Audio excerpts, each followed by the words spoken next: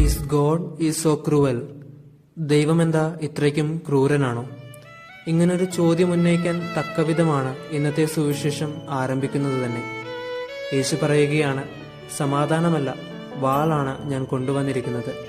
കുടുംബങ്ങളിൽ ഞാൻ പരസ്പരം ഭിന്നതയുളവാക്കും. തുടർന്ന് സുവിശേഷം വായിക്കുമ്പോൾ ക്രൂരനായ ദൈവത്തിൽ നിന്ന് വളരെ പൊസസീവായിട്ടുള്ള യേശുവിനെ കാണാം. ശിഷ്യന്മാർക്കുള്ള ട്രെയിനിങ് പീരീഡിലാണ് ഈ കാര്യങ്ങൾ ഈശോ പറഞ്ഞു വെക്കുന്നത്.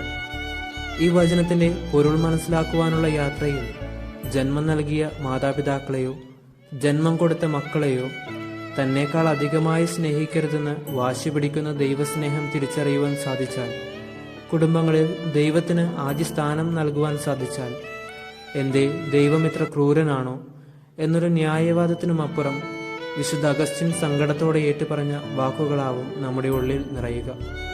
എന്നെ തനിക്കായി സൃഷ്ടിച്ച ദൈവമേ, എത്ര വൈകിപ്പോയി നിന്നെ അറിയുവാൻ.